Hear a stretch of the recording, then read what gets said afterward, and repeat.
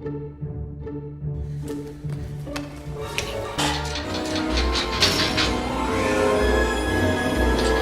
Hammond, I think we're back in business.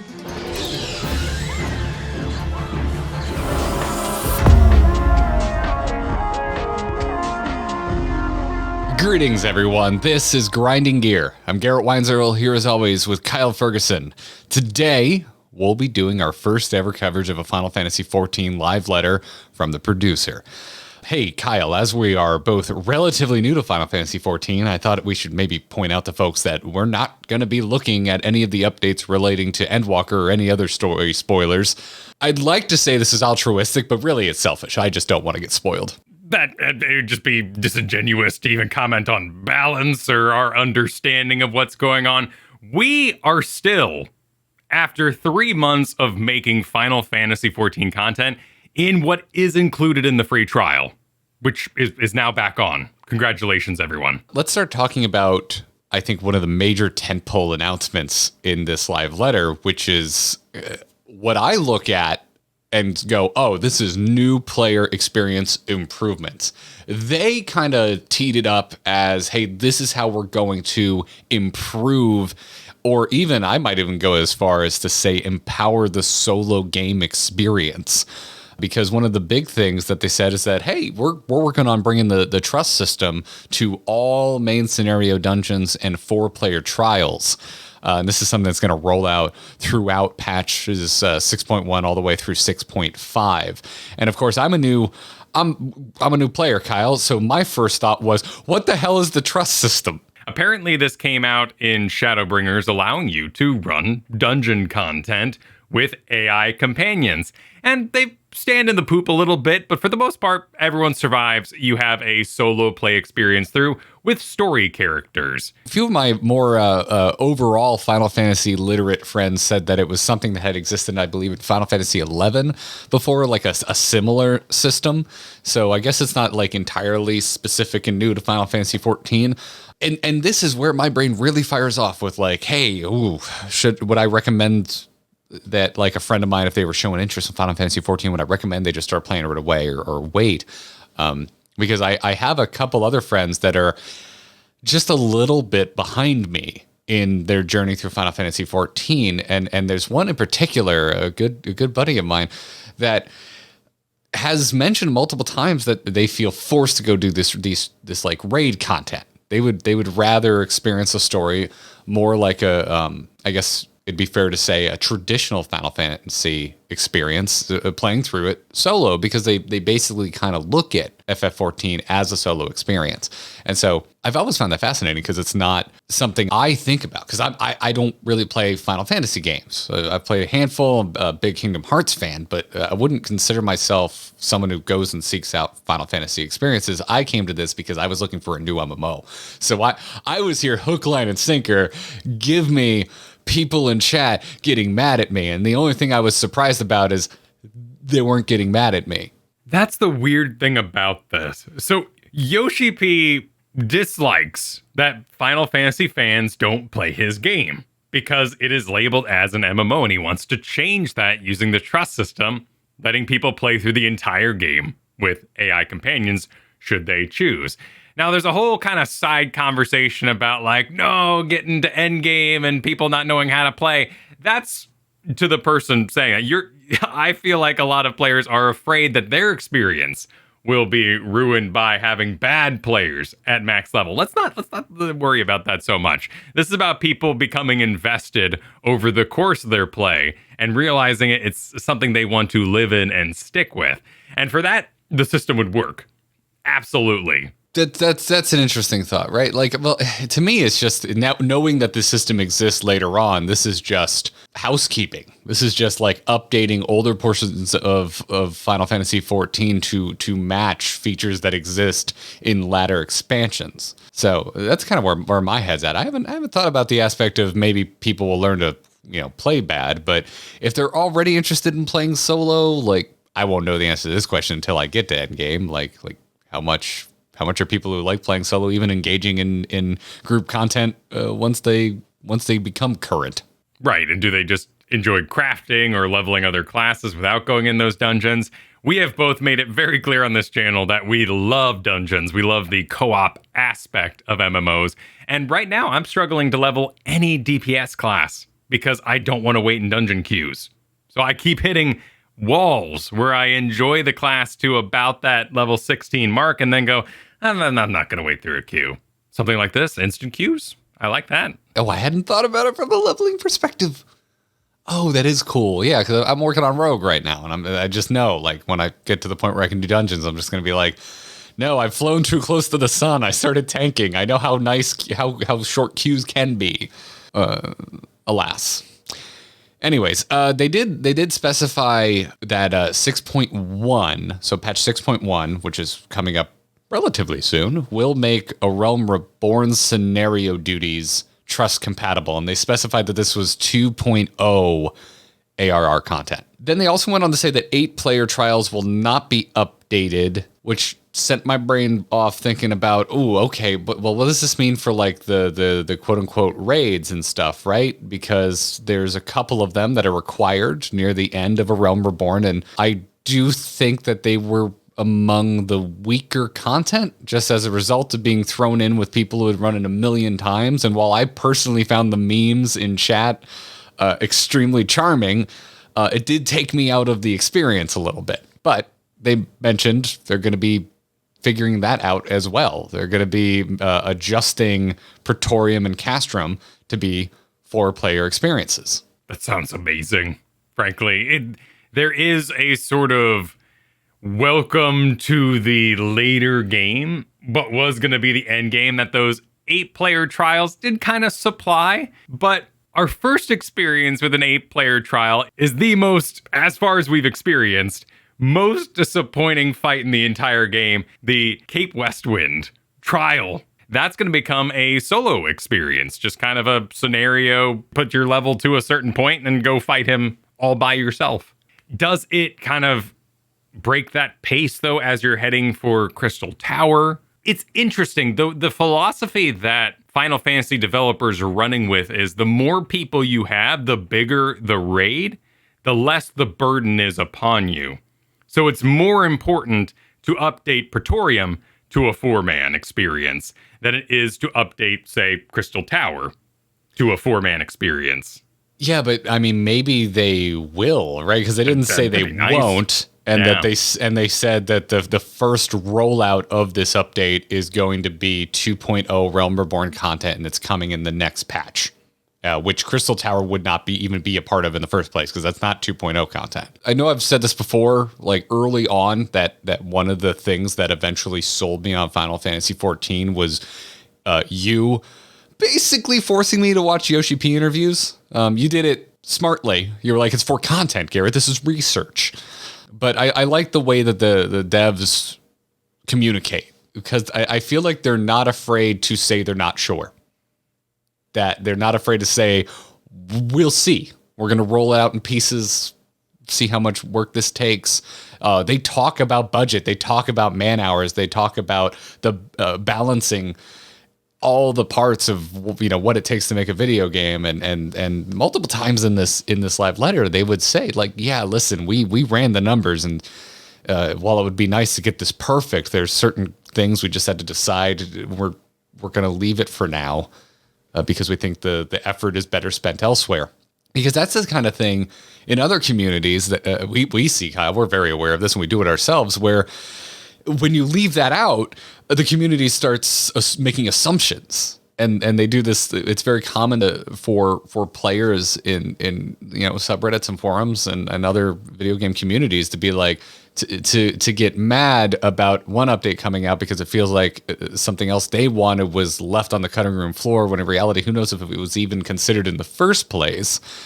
Where I feel like the devs here, they're giving us a really good amount of information. I don't know. At the end of the day, I just feel like I'm being treated like I'm smart, and I like that. To me, it's entirely embodied in the fact that Yoshi P is reading the chat during this live letter. The fact that that negativity, trash can, whatever he might be absorbing, enters his eyeballs and his psyche, means a lot because it means he's not shielded against it. These aren't unknown fears and complaints. Before we move on, I did want to mention I loved that they brought up they brought up Astidian as a very specific example, and I just feel vindicated as someone who's currently going through Heaven's Ward. That was an example they brought up. We're gonna get Haurchefant, right? We're getting Haurchefant. We're going to run a dungeon with Haurchefant. So the big one they gave the example of was Astidian being a part of the Aerie and actively traveling with you through that with your AI companions. They did say that there are lots of story reasons why certain characters can't join you for other reasons. They might be busy, or there might be, primal kind of energies that these characters couldn't participate in due to story reasons. But Astidian being a part of the Aerie would be very cool. Naturally, I think a Vault update would be extremely cool. I think including Edda in the original run of Sastasha would be awesome. And adding that story to our own. There are possibilities where you could bake in NPCs to that journey. That would be really... However, what if I'm tanking? What if I'm tanking Sastasha? Because that would complicate things. I'm being vague here on purpose because I don't want to get into spoilers here. Right. Well, and then, what if you... So it's fine with like a DPS class because there could always be another, but like Haurchefant, he seems to be a sword and board tank. I think it would be a huge deal if he kind of like marauds for the Vault. That would make sense if you took like characters that for story reasons should be in a certain role. You mentioned some very specific reasons that they brought up as to why certain characters couldn't run with you. So I would imagine that they have considered silly, nitty-gritty, well, not silly, but extremely nitty-gritty reasons with like why someone would run with you and what liberties they're willing to take in terms of what role they're fulfilling. And we're changing jobs all the time. Why couldn't Alphino heal me this run and then DPS this run? It's not impossible. I could never see Alphino swinging a melee weapon. No, I don't. Well, that wouldn't have to happen, right? Because if you're healer, he would change to magic DPS. I don't think there's a solo combination where... No, I want Alphino to tank, Kyle. I require it. If Alphino doesn't tank, this is the worst game ever, and I refuse to continue playing it. It'd be good for his character development. To get punched in the face? Yes, I agree. They also mentioned some minor changes to things that are just old, like Totorok having slow puddles. Yeah, so this is all, I think, very exciting. And I think that kind of the major thing that has me wondering, like, if I would pause recommending someone jump in now versus waiting for these updates, where do you fall? Like, do you look at this and do you think a player should wait to start Final Fantasy XIV until this trust system updates come down the pipeline, or do you think someone should just jump in right now because the free trial is back? It depends on the player. I think we all know people who don't have time to queue, are too busy, find that stressful. Those sort of players would probably benefit from waiting. But if you're in the market for an MMO, there's no better one right now. So why would you artificially wait? I think that's exactly where my head's at. Yeah, I think if I knew my friend coming in was a big Final Fantasy fan and they were averse to multiplayer activities, I might tell them, hey, just so you know, pretty soon, at least the first big chunk of content when you start this game is going to get updated to be more solo player friendly. I'm trying to meter my own bias because I just went through it and I thought it was perfectly fine. I've already mentioned in this episode that I thought things like Praetorium were maybe not the brightest spot of the initial leveling in Final Fantasy XIV, but I still thought it was good. I still felt really satisfied closing that chapter. Like the Praetorium feels like the end of a major chapter, and I still felt that even though my party knew all the mechanics and were just burning bosses so quick I barely got to see mechanics. So yeah, I think I'm in the camp of, if I'm talking to an MMO player, I think you should just get in right now. I think if you're very strictly like a solo Final Fantasy player, if you are the type of player that Yoshi P is considering and mentioned essentially by name or by genre of player in this live letter, yeah, maybe I'd wait. I'm more of an MMO player, and I jumped in right now, and I think it's great. I'm stoked that the free trial is back because we got in right before they shut it off, and so many of my friends now have been asking, "Oh, I've seen your YouTube videos. Like, do you think I should give it a try?" And for the longest, my answer was, "Well, yes, but you can't." You cannot, but you should when it's back, and it is now back.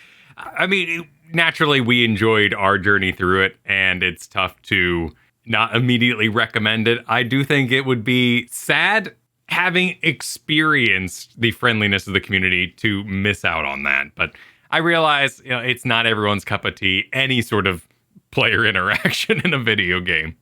Let's talk graphics, because this was before I even sat down and watched the live letter.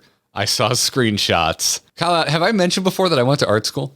Are you aware of this? Dude, my eyes lit up, as did apparently player models, because damn, those are some good looking eyes. Oh, okay. So that's, I was very curious to get your take on these as an art nerd, where you're sort of drawn to, because frankly, to me, I guess I can comment on the shadows look nice. It is a improvement overall, and I'm really happy they avoided any sort of hyper-realism. Yeah, I mean, as they mentioned, even if they hadn't brought it up, I would assume that hyperrealism would not be a realistic goal, because this is an MMO. There's a lot of players on screen at once. You have to make certain concessions from a realistic standpoint, on top of just not wanting to lock this game behind too high of system requirements if you're, say, playing it on PC or on an older console, which they shouted out specifically, we are keeping this PS4 compatible, which I think is very good of them, while also just smart, because it's still hard as hell to get a PS5. So if you're a console player and suddenly they drop PS4 support, I would be concerned because I might not be able to find the latest console. But to get into the art aspect of things, I mean, just looking at that first side-by-side comparison, you're absolutely right, man. Lighting, to me, I think I'm more excited about than anything else mentioned here. Like, you mentioned it as like an art layman saying, oh, I don't know, the shadows look nice, but you're dead on, dude. The lighting, they have improved it so freaking much. This starts to get into the environment side of things, but I'll try and keep it on the characters for now. It does look a lot better. We're having much softer transitions, and the way the lighting is working in the eyes specifically, like part of the reason the eyes look so good, dude, is because the lighting has improved. Like, they look wetter, more reflective, on top of the fact that there's more details and things like the iris and whatnot. But come on, you and I both spend a lot of time in the mirror. I know it. Let's talk about the hair. The hair looks nice. The hair looks amazing. It looks positively, delightfully 2004 emo. I'm ready to join the Black Parade, dude. That was a little bit later, but you get the idea. It is an exciting update. Immediately, of course, my brain goes to World of Warcraft and its big Warlords of Draenor update, and how this will compare to that in feeling. In that case, it was very much on the purely graphical intensity of emotes, movement, and face for the character. This, to me, is way more promising because we're getting into that lighting aspect, which ultimately we're seeing with things like ray tracing, can change even the simplest, oldest Quake game into something beautiful. So coming from WoW, Warlords of Draenor lives in my pantheon as the worst expansion ever, and it is that. It's kind of the popular opinion that WoD was kind of a big stinker. However, I was hyped as hell for those updated models, and I still stand by that. I think those updated models are great. I've mentioned on these videos that I still really like how WoW looks. I like the painterly kind of illustrative looking style of World of Warcraft quite a bit. You can't do a one-to-one comparison because the styles of the two MMOs are so damn different. However, I can say that like the impact and living through that event of updated models coming to an MMO like World of Warcraft was a really big deal for me. And I think it's going to be a really big deal for me here in Final Fantasy XIV because these new models look freaking amazing. They also went one further and talked about that they will be updating armor. They got nitty gritty with it and were saying, hey, don't expect us to update every single piece of armor all at once and for that to all hit in the same patch because it's just unrealistic. There's too many pieces of armor. But they continued with that nitty grittiness by saying, we are going to try and target some of the more popular glamours and get those done first. That was a nice touch. They even added that they had the textures for cloth. It's just that they couldn't use them in the past because the system requirements are too high. with 7.0, they're going to be changing those system requirements, and you might be left behind in that case, but the cloth will be nice. They also mentioned that this is going to roll out in those sort of waves, so player characters or people in the game, NPCs you meet that use character assets, might be updated before others, whereas major characters will get custom art done, and some might be standing next to others who haven't quite received their update yet. I was weirdly impressed with like the Lalafell example that they had brought up, because they already look like so stylized, and I know they said they weren't going for realism, but the skin texture is noticeably more detailed. I think that plays exactly into what you were saying. Lalafells have big ol' eyes, so the fact that you really like the eyes in this graphic update makes sense that you'd like the Lalafell. Yeah, but I think what I find impressive, and they said, it's all work in progress, the final stuff may end up looking different, but I could see the Lalafell looking creepy if you push the skin texture too far. I think they even made mention of this, that was something they kind of discussed. They were like not sure how far they should go with it, but I think the example they showed like went just far enough. Like it looks high fidelity without like hitting a creepy uncanny valley kind of thing that can happen when you over realistically render certain stylized characters. Let's talk about the environments though. And with this, the player shadows, it's all lighting and more lighting sources. So I think the last time I mentioned that I like how WoW looks, I caught a lot of flack. There were a lot of people a lot of people yelling copium at me. And it made me, I started in my head, I'm not sure if I ever brought this to you, but I've been wanting to do a video that kind of talks about aesthetic and art direction, because that's more what I'm talking about than what an engine is capable of. Because from a technical level, Final Fantasy XIV, such a more capable engine. I really perked up when they started showing these A and B environmental examples. And even though multiple times throughout this, I believe Yoshi P kind of metered expectations by saying, hey, I specifically asked my artists to push this further than we'll probably go, just to really show you what our updates are capable of. I love these examples so much that I kind of hope this is how far they push it. The man greatly understands gamers. He was standing around being like, this is not a solo game. This is not Horizon Zero Dawn. Please go to bed chanting to yourself that this is a graphical improvement, not a brand new game. Yeah, and some of it I think was just trying to make sure we all understood exactly the scope of what to expect, but some of it to me just came off as impressive, because I think when he showed one of the bosses that I don't think you or I have even made it to yet, so I don't know who they are, and I don't want to look it up because I don't want to get spoiled, but that A and B, when he mentioned something like, yeah, we haven't updated any models, we haven't updated any textures, the only thing we have done here is updated the lighting. They can now support multiple light sources, which is something the game currently cannot do. And also colored lighting, which I think the game can currently do colored lighting, unless they're like faking it. I don't know. Like no. The golden saucer is packed with colored lighting. Okay, cool. However, it's clearly at a much higher fidelity. In a way, to me, it almost seemed like he was underplaying it. Like, yeah, all we've done here is updated the lighting. Nothing's changed on the textures. Nothing's changed on the model. But it just makes it all the more impressive to me, because you look at that boss example and the background, it looks kind of flat. There's really no detail. And then you look at the example after the fact, and I'm like, oh my God, look at all of the architectural detail in the arches around the stained glass. Look at the stained glass itself.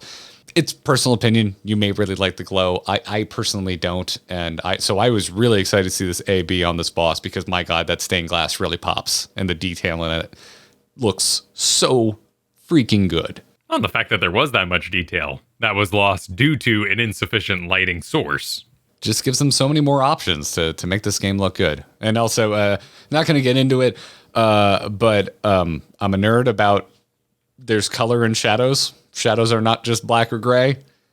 Oh, look at that beautiful red, warm, glowy shadow underneath the boss. It's so good. Probably my favorite example was this kind of step image. Just adding more elements obviously is a big part of this. Can I tell you the silliest, most specific thing that got me really excited? All right, you see those two barrels side by side in the more environmental objects example? Look at the sand texture. Oh yeah, look at that. You see how there's like bigger rocks in the corner, and then it, as you get into further away from it, which would have been more heavily trafficked by people walking around. It's smaller, finer sand. I love it. Dude, that is like it's such an absurd detail. I feel like I'm probably sounding like a crazy person explaining this, but that little corner, just that little ground texture around those barrels, breaking that up visually, oh, it does so much for me. To me, it's all just story here. Like the steps being a solid piece means they were built, and they were built to last. Maybe an ancient empire once built these steps. When you transform it into makeshift boxes and maybe pieces of old ship, you got an entirely different environment.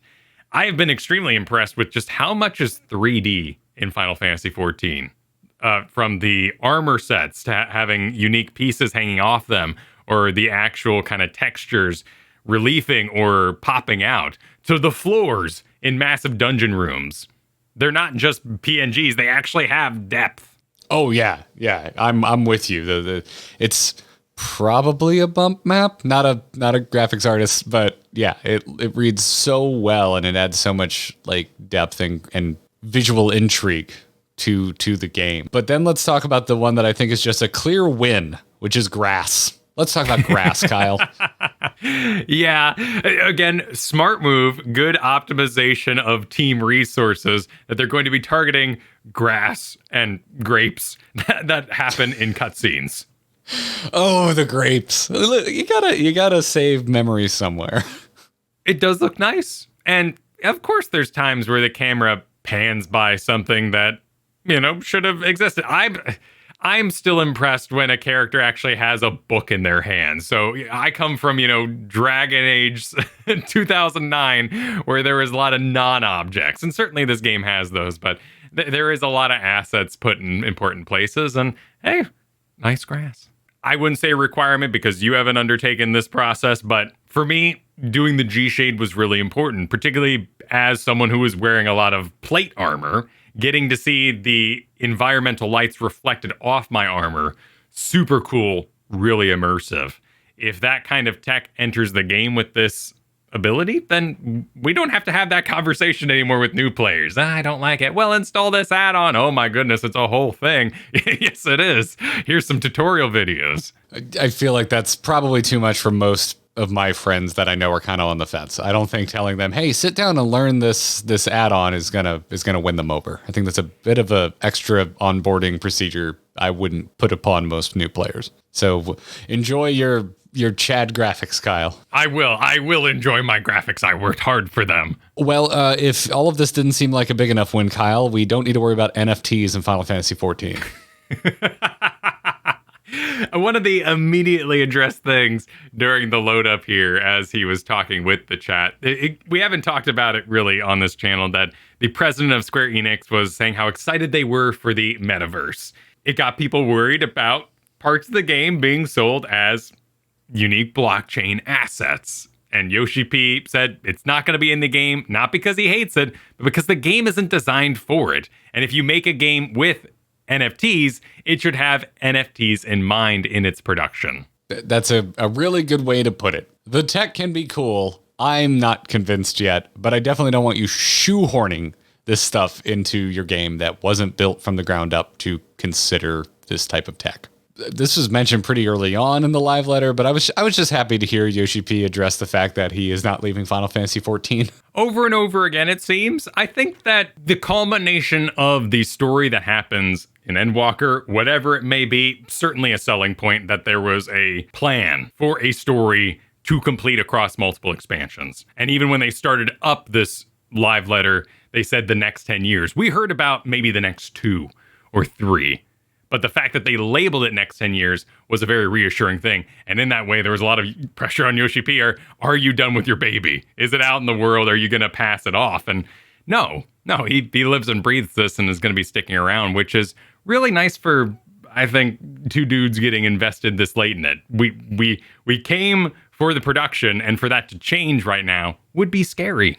Yeah, man, listen, as a longtime Blizzard fan, I'm hesitant to become a fan of devs again. And I definitely don't want to put them on pedestals as high as I did in the past with certain developers, for multiple reasons. As a World of Warcraft fan, there was just so much of the controversy surrounding Activision Blizzard seemed to surround World of Warcraft.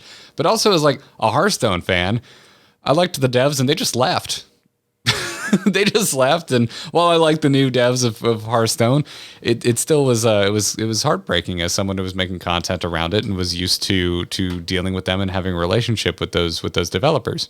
As someone who is trepidatiously becoming a fan of Yoshi P, I don't want to jump into this game and then see him immediately go somewhere else or work on another project.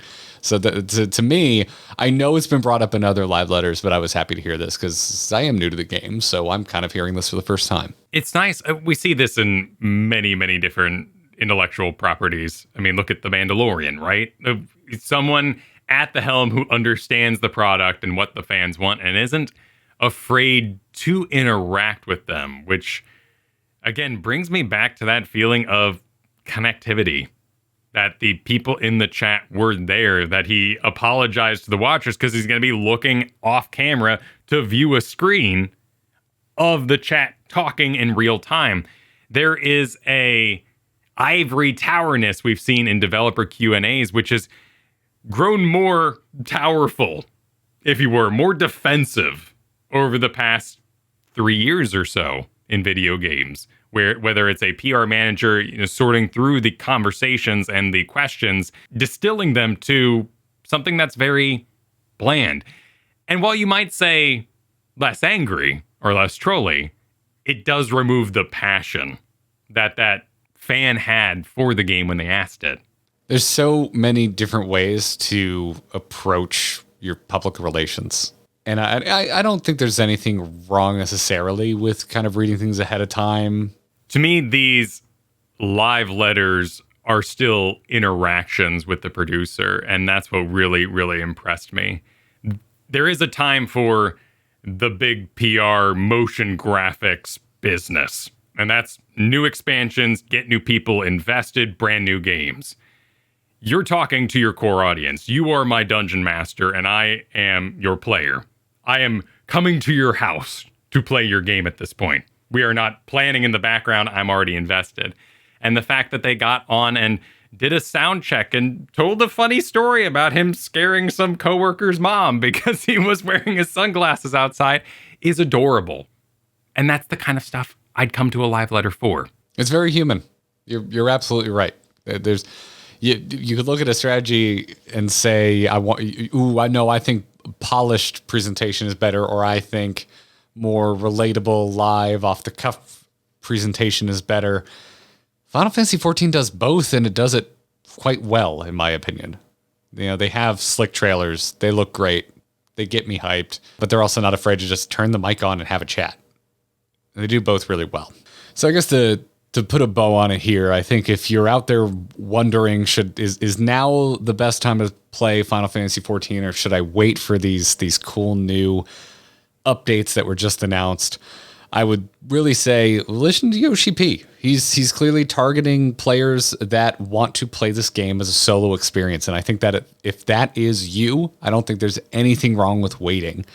But if you're like Kyle, or if you're like me, and you're getting an MMO itch and you want to see what the hype is about with Final Fantasy XIV as an MMO player, I think now is a perfect time. With that, make sure to like, subscribe, and ring the notification bell. We upload every Wednesday morning, and we stream every Monday afternoon at 2 p.m. Eastern Time right here on youtube.com/AMoveTV. So join Kyle and me, maybe literally, because we've been pulling you in for dungeon runs and other group activities. It's been so damn fun getting to meet you all in game and in chat while we stream live. So if you want to get in touch with us personally, I'm Garrett Art on Twitter, and Kyle is at Kyle Ferguson. But until next time, everybody, good luck and have fun.